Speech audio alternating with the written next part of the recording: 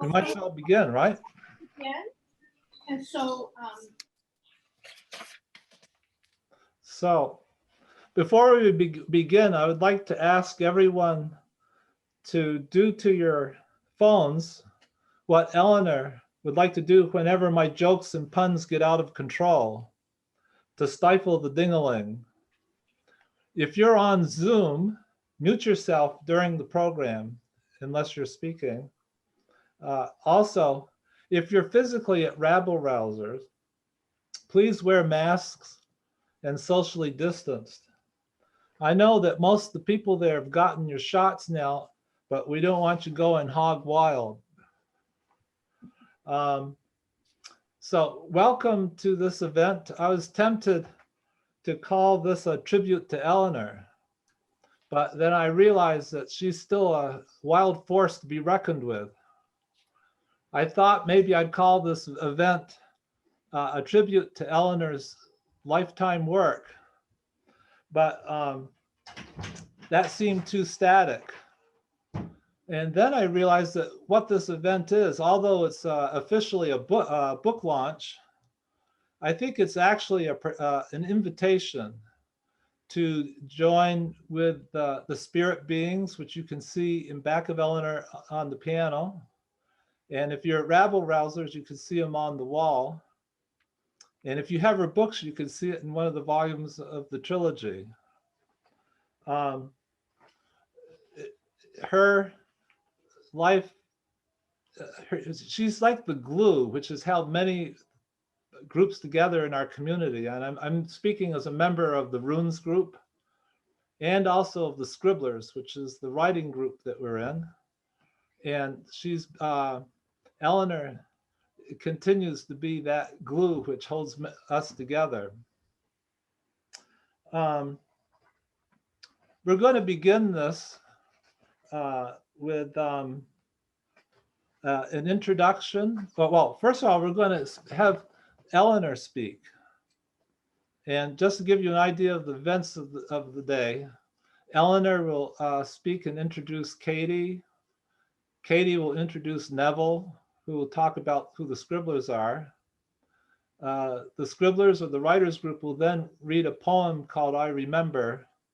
And then each of the members of the group will read an individual poem that's special to them. So that sort of is a quick thumbnail of what's about to occur. And again, thank you so much for joining us at this great gathering. And now, Eleanor. So this is the launching of Heartwork, a trilogy. And nobody warned me ahead of time how much work it is to give birth to a trilogy. So in the trilogy is poems and stories and other embroidered words. Teresa, would you read the dedication to Katie? I'd like to introduce Katie.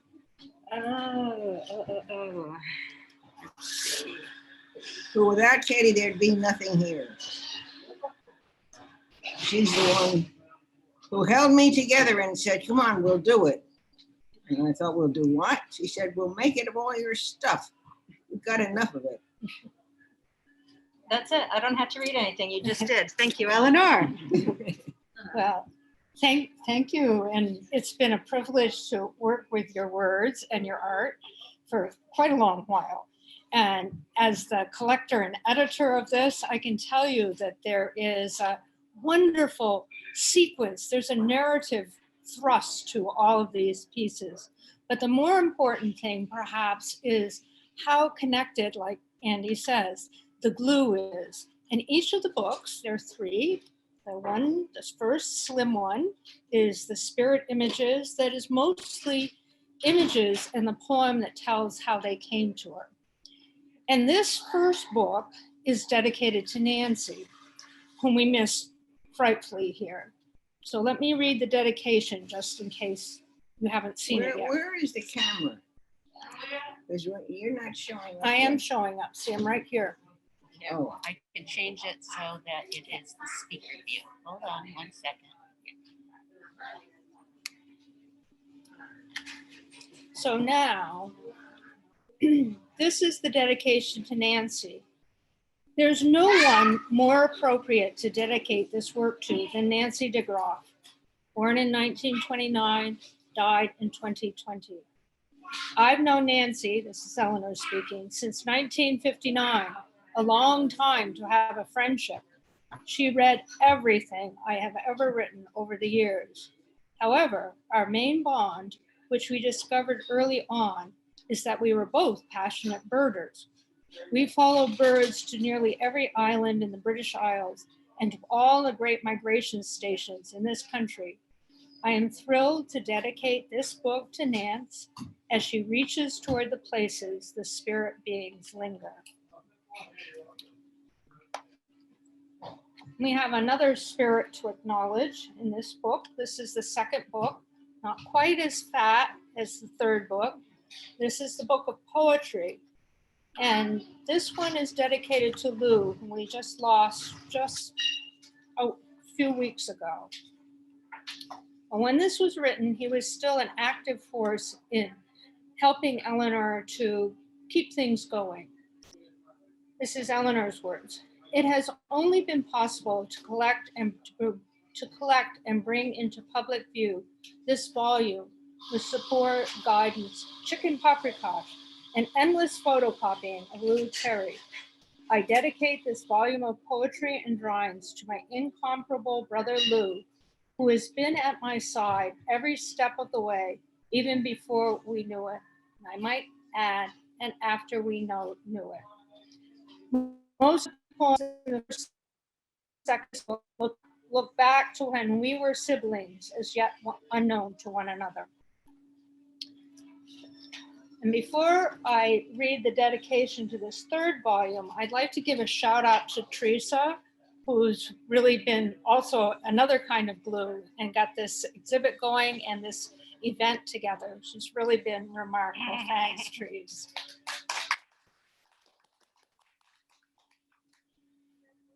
So this third one is to many of you who are here, Words from Unseen Worlds. This is a book of essays and memoirs, some of the most interesting writing of the trilogy. It's all interesting. And this is what Eleanor writes. Much like garlic in one's socks at night, on one's breath in the morning, the secret ingredient flavoring my work are the scribblers, the Margaret Johnson writing group. Without them, I don't know how I would have stayed on topic. I dedicate this work to Margaret Johnson, Marie Thetford, Leah Wood, Nona Estrin, and Charles Johnson, Andy Christensen, Eric Esselstyn, Julie Hand, Susie Atwood, Neville Burrell, Morgan Irons, and Rob Merman, and to the writers before me. Your words are in my words. So now it's my privilege to introduce Neville, who will start things off, I believe. Cede the chair.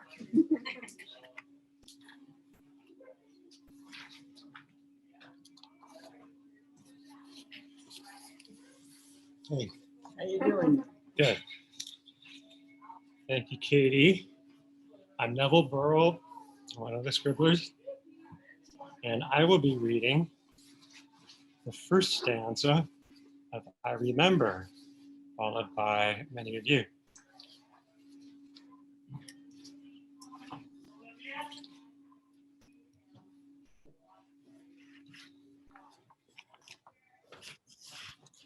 I remember. I remember sitting in our cramped breakfast room, close by the kitchen, all attention tuned to the little brown RCA radio on the table.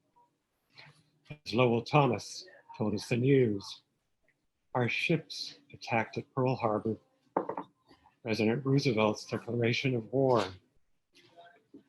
Too young at 5 to know what this meant, I remember my father's grim face, my mother's weeping.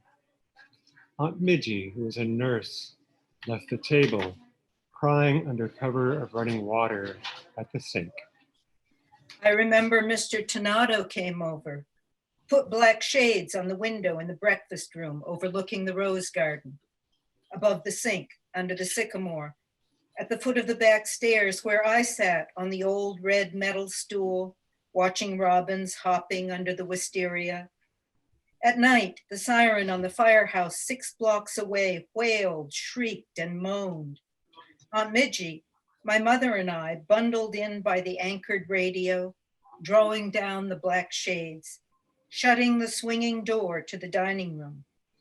My father, a warden, grabbed a flashlight, official armband, his overcoat and hat, moled into the night, searching for chinks escaping from any neighborhood window.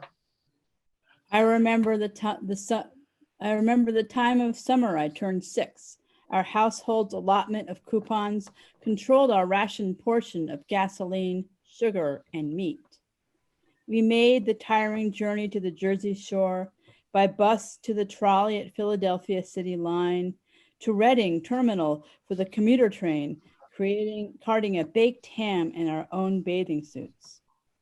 Walking along the tide line at the beach, the bottoms of my feet were marred by smears of blackened tar spewed from our own tankers, torpedoed by Nazi submarines cruising offshore. Mother used Crisco to remove the sticky muck. Every other pole light on the boardwalk was shut off. Those remaining painted black except for a small glowing eye, giving pale illumination. In an air raid drill, these too were stamped out. I remember I hated 2nd grade, for I couldn't spell.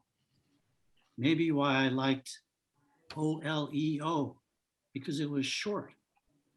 We got this squishy package that looked like white lard at Ada's grocery around the block. Popped the orange button inside the bag, kneaded the color until it looked like butter, spread it on Wonder Bread toast we ate for supper with canned chipped beef and gravy with milk, took the label and ends off, flattened the can, sent it away to make airplanes and guns. Whenever we had chocolate kisses wrapped in foil, we smoothed out the thin silver sheets, added them to the ball my father made, sent off with the flattened cans to help win the war.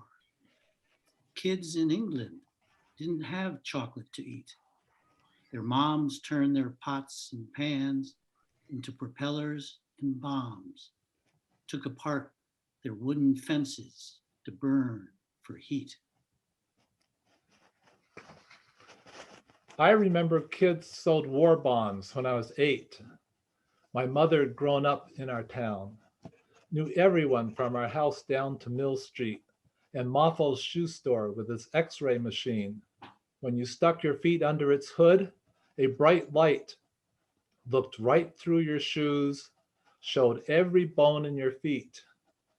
She sent me all the way up past our house to the soap factory and back on Dorrance Street where she'd lived as a kid.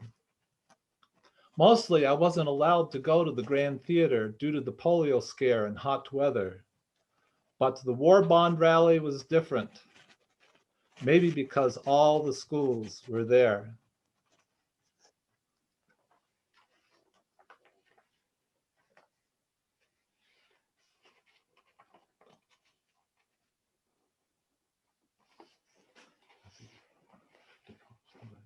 Maybe somebody's muted. Eric? Can't hear you, Eric. Oh, it's Eric. Unmute, Eric. I remember they started the award with 5th place to the kid who sold so many bonds.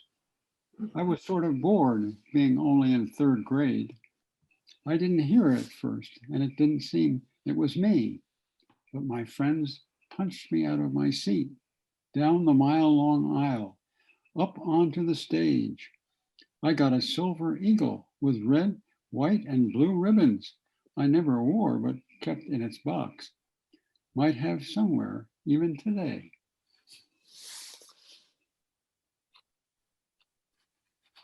This stanza was going to be read by Lou. I remember in 1945, I was 9. Mom, Dad, and I were at Watson's on Atlantic and 5th when we heard the Japanese surrender. The restaurant went wild. People ran around in the streets, threw toilet paper over the telephone lines, yelled, laughed, and cried, all because of the A-bomb when so many died. The safe world of childhood blew up too. Even then, people knew we had made the bomb with the power to end our secure world. Nothing again was ever the same. We did it in everyone's name to make peace we know now was only the next move in a game of chess nobody can win.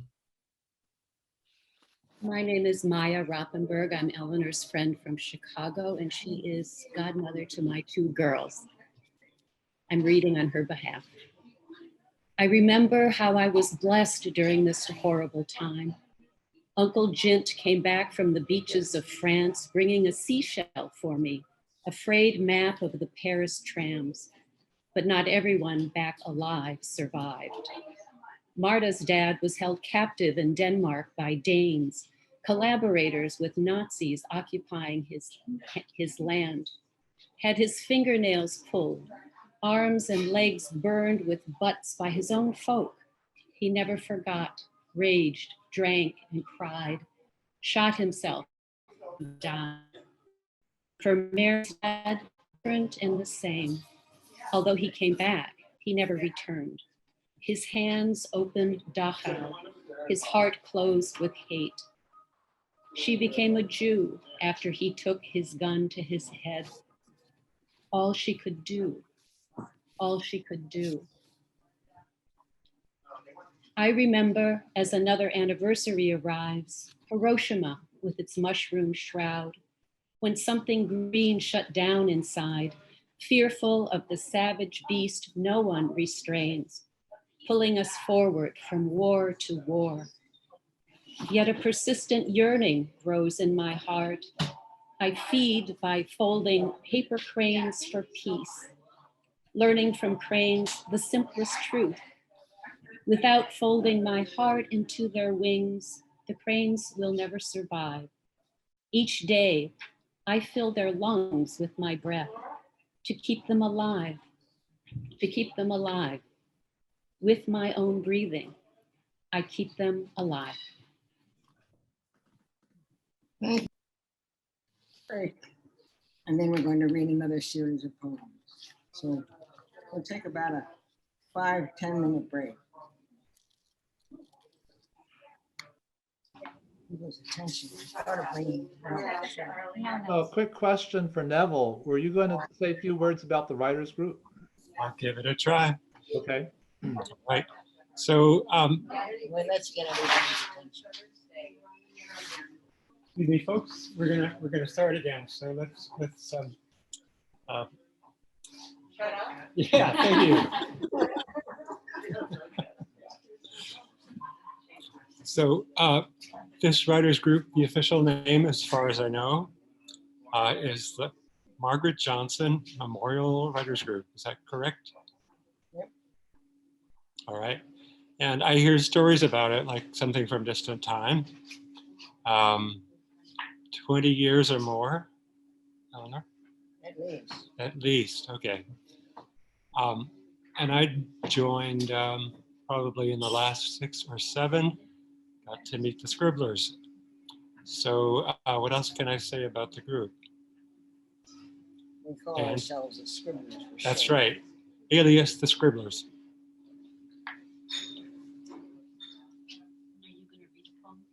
And I will be reading a poem. Each person has gone through the second volume and chosen one poem to read. Now this poem is titled Go Into Your House. And it feels kind of spooky to me, which is part of what drew me to it. And it reminds me of a house I lived in as a child. You can kind of see the basement and the attic.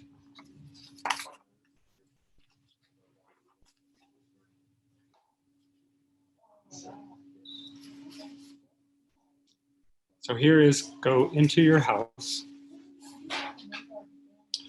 Your old-fashioned house. Find it in any town or deep in the country. The house of your childhood. The house of your enduring dreams. Why don't you turn around? Face the people. No, Face. they can see him. Right. Go down the uncertain stairway into the brooding cellar. Remove your sandals. Feel your bare feet chill on the black earthen floor. Draping cobwebs shroud the corners, taunting you, beckoning you. Dim light blurs the edges of the immovable boulders the size of lounging chairs. With your searching fingers, trace the stone's dark faces, read how they're rooted, indistinguishable from the earth supporting the house. Moldy trunks of forgotten promises lie abandoned along the walls, a jumble of mildewed cardboard boxes, each one holding a bygone treasure, each one alone in its ruin. Now climb into the attic of your being. Leave behind your submerged heart. Go where spiderwebs flicker in sunlight, filtered through your own newly formed thoughts. Here, stout rafters hold up the sky. Secrets lie nearer the surface. Dry antique diaries, queer old clothes, and wrapped in a black fringed shawl, a pearl-handled lady's pistol.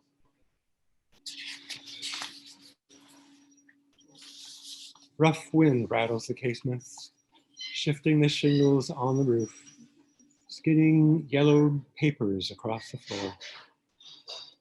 You look out over neighboring chimneys, imagining yourself flying. Go down now from the attic into the center of yourself, where you live your everyday life, doing routine tasks in familiar surroundings. In the story of houses, in the house where you live, the place where you dream, is a drama of your own being.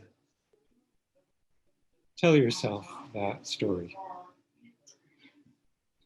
In your most inspired moments, you bound freely the connecting stairways, conveying, covering and uncovering all the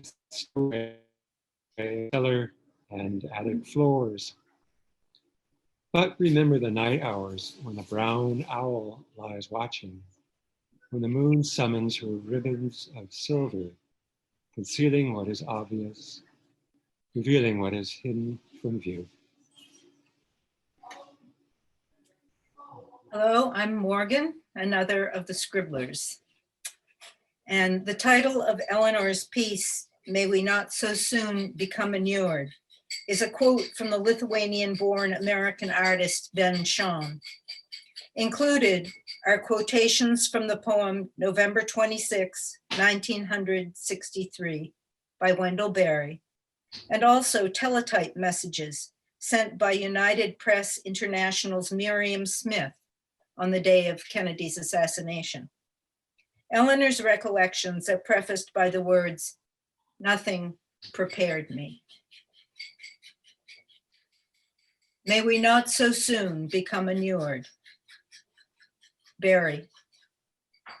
We know the winter earth upon the body of the young president and the early dark falling.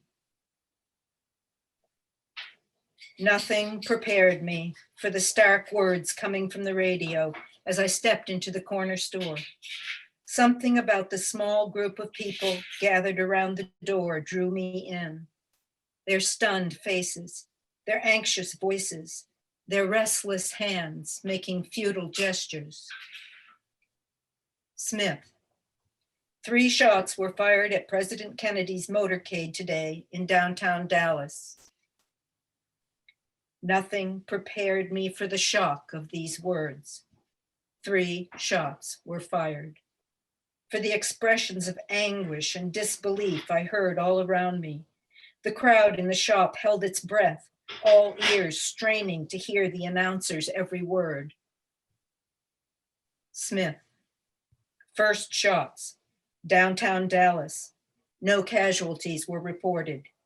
The incident occurred near the sheriff's office on Main Street, just east of an underpass leading toward the trademark. Nothing prepared me for how I seized upon this moment of hope, already fearing the worst. Could this now be true?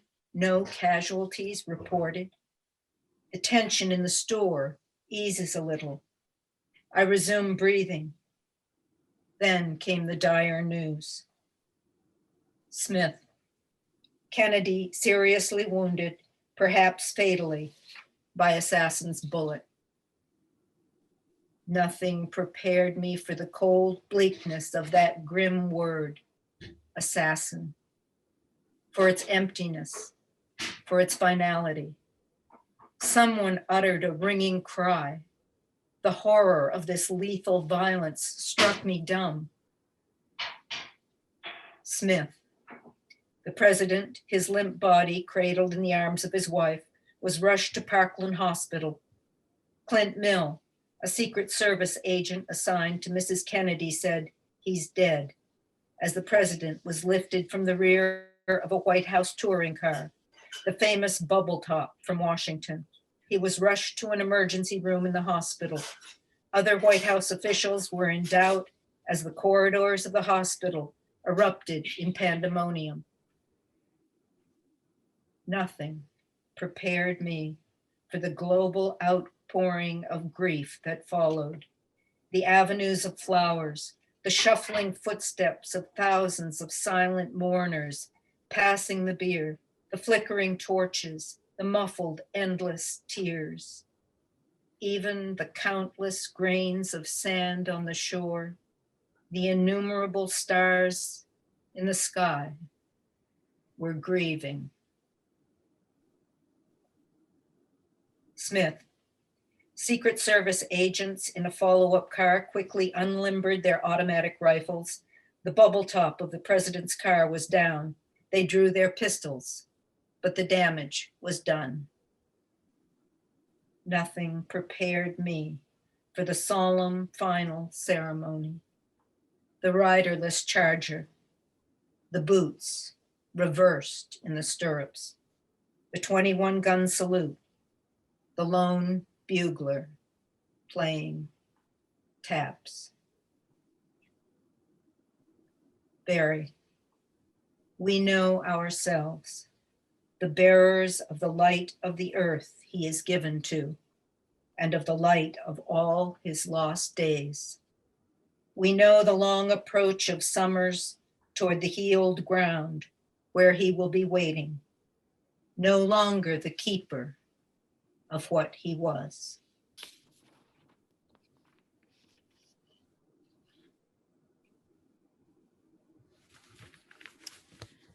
My name is Julie. I'm also another Scribblers member.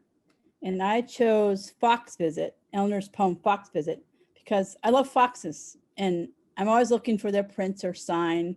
And one day I was looking out my window in the field and there was a fox hunting and it just leapt up in the air and landed on its front paws in the snow, catching something I didn't see, maybe a mouse. So this is Fox Visit. Fox visited me last night, leaving her watch in the clear moon glow at the dark wood's edge, where each night she gazed across the smooth expanse of snow.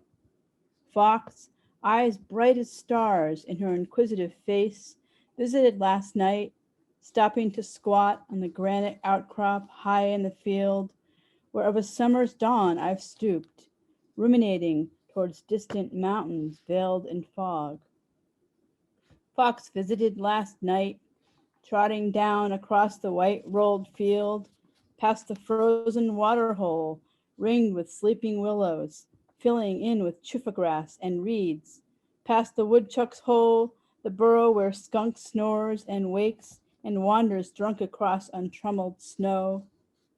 Fox visited me, trotting away from barren trees, past the disappearing pond and the spring river that will waken and gush in a tumultuous riot like love, rediscovering her sweetheart in the fold of land. Fox, with sleek ruddy coat, trotted in through the garden, sniffing gray stalks of rosemary stiff above the snow, right into the home yard where the weathered maple guards many years ago I sunk short iron taps, holding silver buckets, gathering to my heart the sweet rising golden flood of spring. Fox, her senses keen and wide awake, while I mumbled in my sleep, visited last night, loping down from the sloping field and the wild wood beyond, my dreams, trotting past where daffodils bloom in early May, where scented white phlox shower the August air with the poignancy of waning summer, past yesterday and tomorrow, into this morning ablaze with shining snow. Fox, of an errand of her own, trotted the long length of the porch, leaving her paw prints one behind one in an unwavering line, past the kitchen where winter soup waits, past the big room where the late night coals in the stove lie smored, blanketed with ash to be stilled in the dawn. Fox visited while yet I slept, deaf to the soft tread of her steps trotting past my bed, carrying a question I never heard, with a passion lost to me. Now I am awake and wondering at the sure deft prints in the morning snow. Fox visited, with reason of her own, she laid without request or ceremony at my door, though I know not what she reasoned, nor why she came, nor what she means for me to do. Fox visited me last night, leaving her watch in the clear moon glow at the dark wood's edge, where each night gazed across the smooth expanse of snow, bringing me more than I could dream or reason or ever hope to know.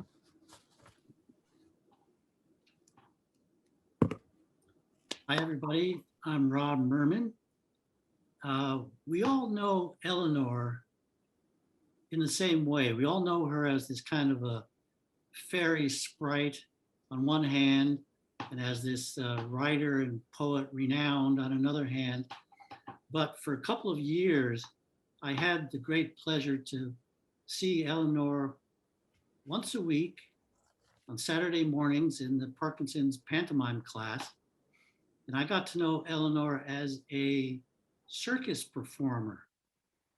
You may not know that Eleanor is very adept at juggling plastic bags in the air and balancing peacock feathers on her hand and learning to do magic tricks. And one of the things we did every week in the class was miming all of nature, all of the creation of nature in the world, whether it's birds or butterflies or waves in the ocean.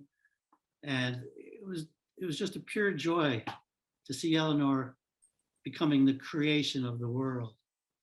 So I've chosen this poem because it's a short poem, but it has a little bit of nature in it. And as I'm reading this, I could just envision you, Eleanor, miming the nature that's in this poem.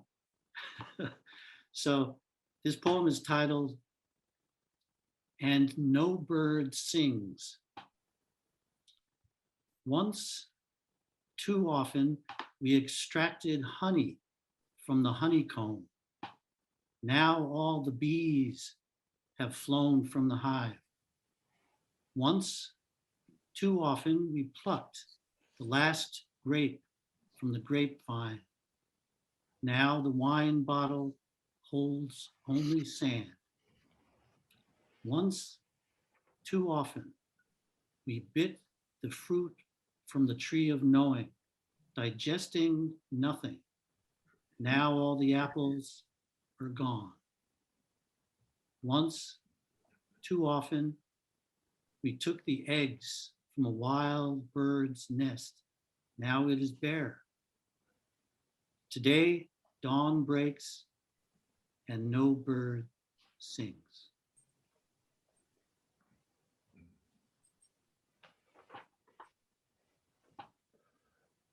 My name is Andy Christensen. I've been overwhelmed by statistics and studies and predictions as to what we face in regards to climate change, and have felt for some time that we need a vehicle to help us process what is happening and to give us a path towards grieving. And I think Eleanor's poem for me does that. And it's called Earth Lament. The crows are falling dead from the sky, falling out of the mauve blue mantle covering the wild green fertile earth with cindered snowflakes, feathers of stone, the luster of their bright eyes gone. Gregarious crows coughed from the sky. Death takes us, singly and alone. The crows are falling dead from the sky. One on one, the 10,000 crows, like charcoal lace caps edged with bone, are dying. See by the murky river, their dark beaks parched forever. One by one, swallowed by the water, until stilled crow and still water are one. The crows are falling dead from the sky, all through the night like blackened stars, onto the ball fields where children played. I wish I might hear again the raucous morning cawing of crows. But the playground is a silent graveyard where only the dead find comfort and home.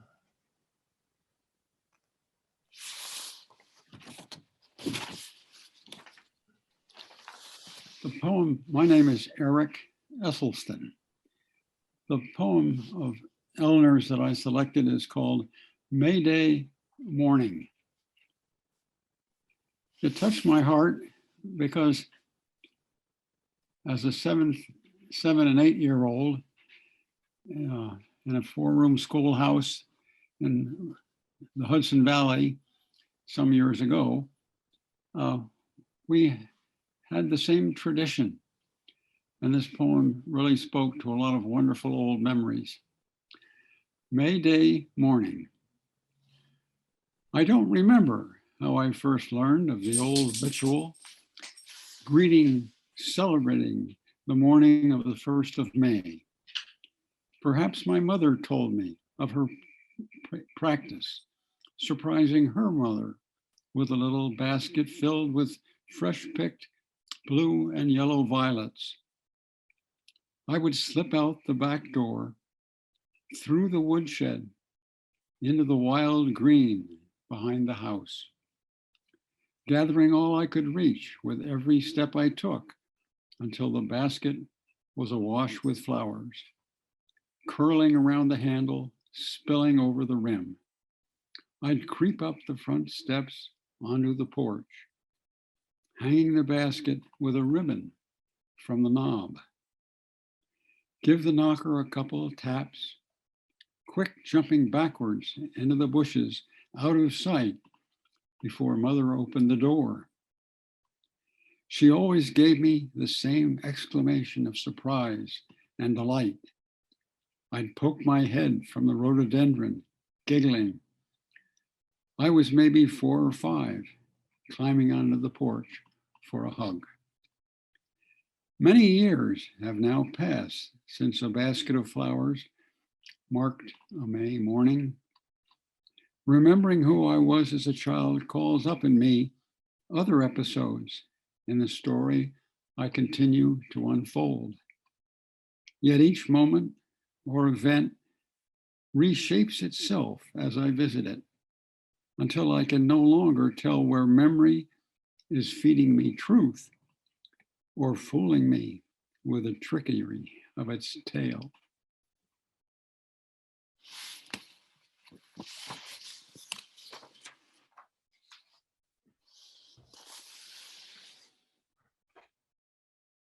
Hi, I'm Susie Atwood, and I am a scribbler from way back.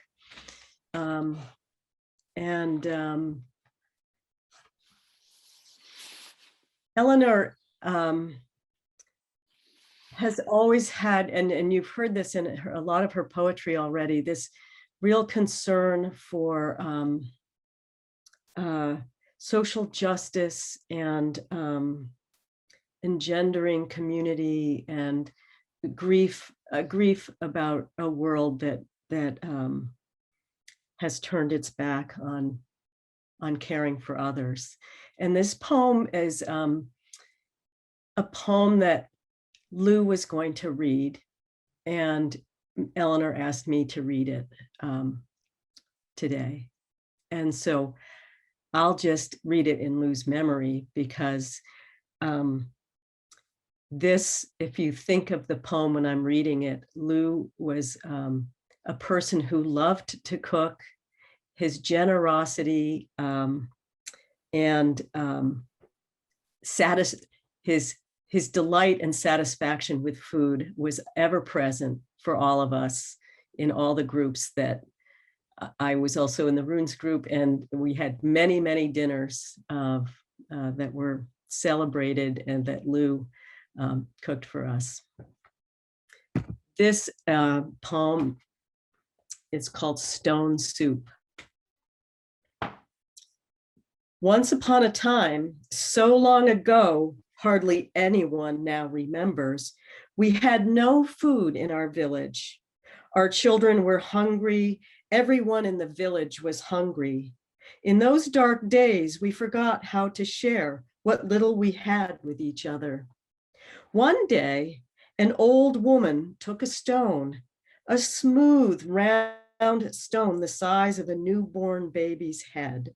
Her grandmother once used to make soup, and she stirred it into some water boiling in a cauldron in the center of the village. She asked each of us to bring the last morsel we had to put in the soup she was making with the stone. We tossed in a carrot, a turnip, a handful of beans, whatever final scrap of food remained. Stirring them all together, we made enough soup to feed everyone in the village. When we made this soup, we began to change the world. Today, again, our children are hungry. Hungry not just for food, but for the stone soup of the heart. Our old stories no longer hold all the wisdom.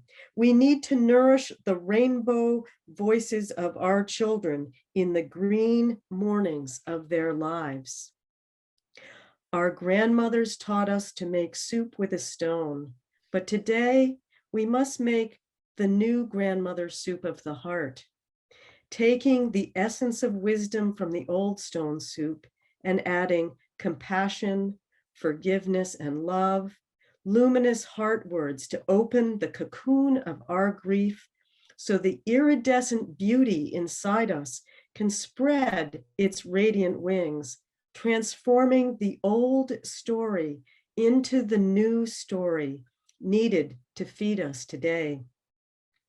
When we give our children grandmother soup, we become the new story that feeds our children, the new story we all need if together we are to change the world.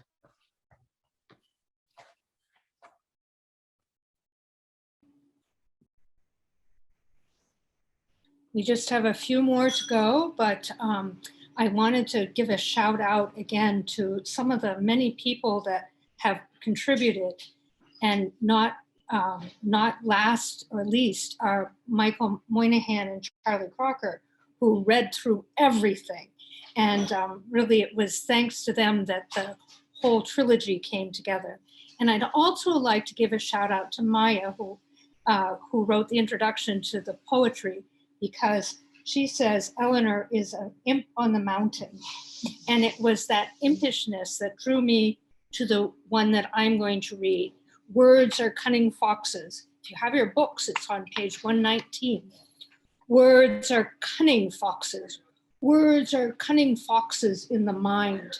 Their wily tracks trailing ancestral runes through the unmown yellow hayfields of our dreams. Words are staggering, drunken, waking skunks, weaving across spongy, snow-white meadows, intoxicated by a sudden glare of sun, stunned by the fierce, hot tears flooding their hooded dens. Words are cagey, fat badgers, tunneling into bewildering rocky hillsides, throwing up ancient carved stories and swatches of embroidered earth. Words are reckless salmon, scudding down boiling rivers, reaching the briny sea and facing indiscriminate death, bolting back to the bewitching water of their birth. Words are canny purple storm petrels, hunting the land of night's beginning, disappearing into hidden holes under our feet. Words are hurricanes of lashing rain, moaning winds soaking us beneath our skin. Words are dark, tangled beats rooted in our hearts, winter food. Words witness the life and death of body and soul, holding the patience of Arctic owls, awaiting the tidal race of lemmings. Words travel in packs, the wolves of our uncertain thoughts. Words hound us, bite our heels, dismember us, sew us back together after slipping in an invisible magic bone. Words are spiders looping the tongues of their threads through all our hungry cells. Words are earth, water, fire, and the wind of breath. Words are once upon a time and first and last. Words drift, wade, soar into us out of time. Thank you.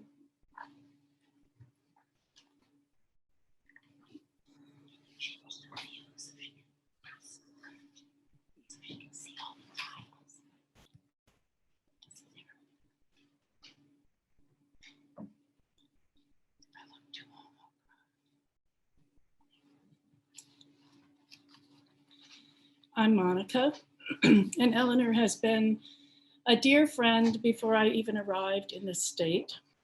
She hosted me when I came for my job interview, and she's family. Family to me, family for my daughters. And you know, not many people think of Montpelier as a destination spot. And even more curiously, Eleanor's home was a destination spot. I loved to go there whenever I had time, and many of the people in this community who have read, I met her. I met only through her. And so it's just been a wonderful life in Vermont with Eleanor. And this poem was chosen because it's for Teresa. And also, I tell people that flowers and plants and trees are my spirit animals. March for Scythia goes north for Teresa. Forget Will's words, April is the cruelest month. The yellow and green of spring lure me alive. I watch the first sunlit shaft set ablaze the profuse forsythia in the yard beyond. This bush, big as the kitchen in my childhood home where I'd roller skate around the oilcloth table, scooting between table and sink, stove and table, while Mother and Midgie rolled flat the cookie dough.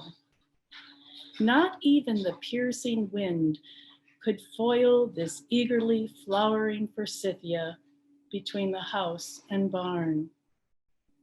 Once, I cleared a small tunnel into its heart where I'd hide from Mother, Midgie, neighbors, the world. Now, in fresh April light, I come to the kitchen for coffee and am surrounded by curving boughs of winter, honeysuckle and sweet yellow and green forsythia, stealthily brought here by a neighboring spirit of spring. A neighboring spirit of what? Spirit of spring. And here is forsythia.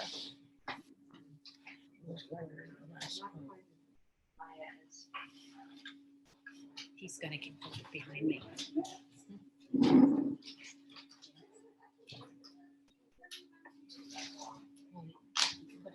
So we can see. So our last poem that we're reading of Eleanor's is called Heartwork. And Teresa found the perfect frame for it, which is this gigantic piece of birch bark, fallen birch bark.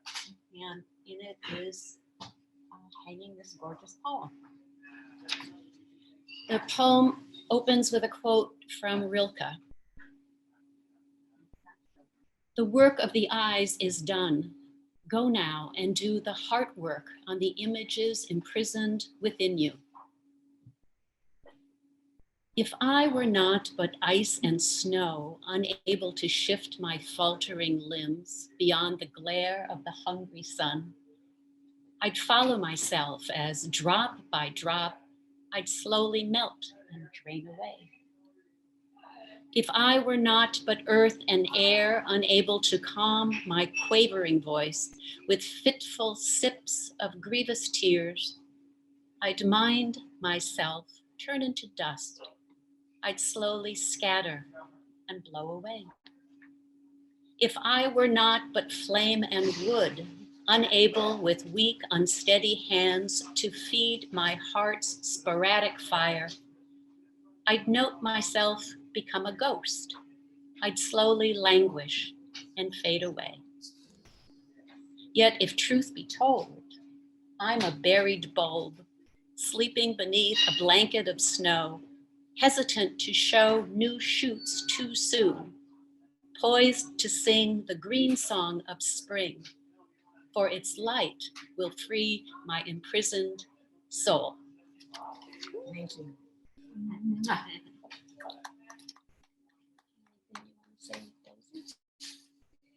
Thank the readers and the friends. I'm just overwhelmed. Thank you so much for coming.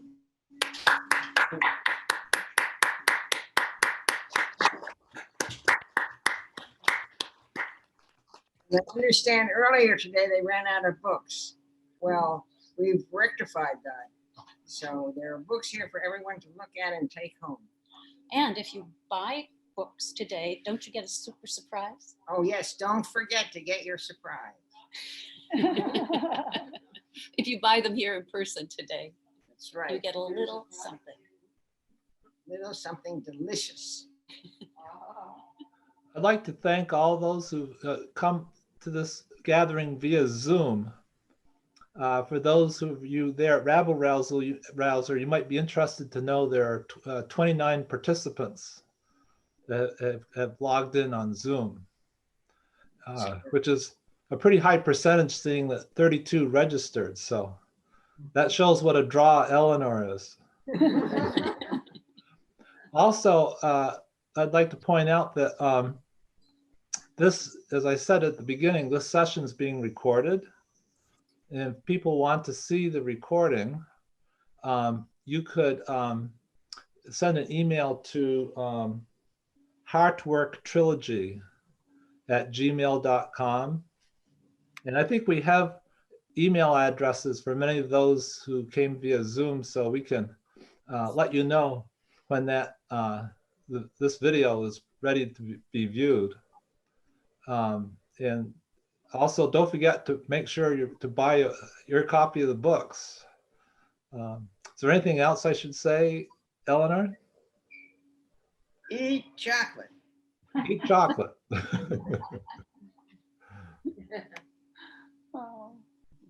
Would you like me to leave this recording for a bit in case there's people come up to speak to you, Eleanor, or should I close it now?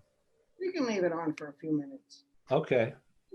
There, now you can see more faces. We It's changed so the great to views. see everybody. Let's see, there's even a second page of people here. Good Oh my grief. God. Look at all these friends. Hello, Arlene. I'd like to see Teresa. Yes, let's see Teresa. Ta-da! The lady behind the scenes making everything happen.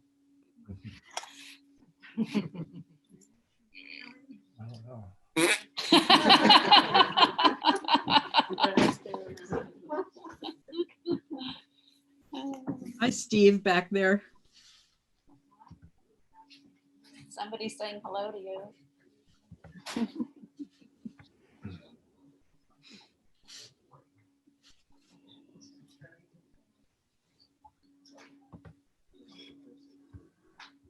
I think we can turn it off. All right. I think that's a wrap, folks. Thank you so much for coming. Actually, it's just 4 comments in the chat room. Yes. I don't know if Eleanor has had a chance to see those. Would you like me to read those? That would be great. This is from Suzanne Richmond to everyone. Could be great fun to have the computer camera at the live event in Montpelier pan the audience. Oh. So we could say hello to those gathered with Eleanor. Yes. So would you like to do that? Sure, we can. Well, people are starting to leave, unfortunately, but we've got, there we have. Say hello. Other people have already moved on. And let's see what else there is. This is from Tina Bielenberg. Congratulations, Eleanor, on your triumphant trilogy. Maybe someone, perhaps Katie, can tell us how we can purchase copies of your books. Blessings, Tina. And then there was a response to that from Jackie, who said, books can be purchased at Rabble Rouser on Main Street in Montpelier. You can also call Rabble Rouser to have the set shipped to your door. And the number is 802-225-6227. And well, there's one more message is thanking me for facilitating this Zoom meeting. And then and also Tina Bielenberg also said, Maya, so glad to see you. So those are all the messages in the Thanks. chat. And thank you all again. Thank you. Thank you, Eleanor. You bet. We wouldn't be here we wouldn't be here doing this if it wasn't for you, Eleanor. Funny the way that works. Bye. Okay, bye.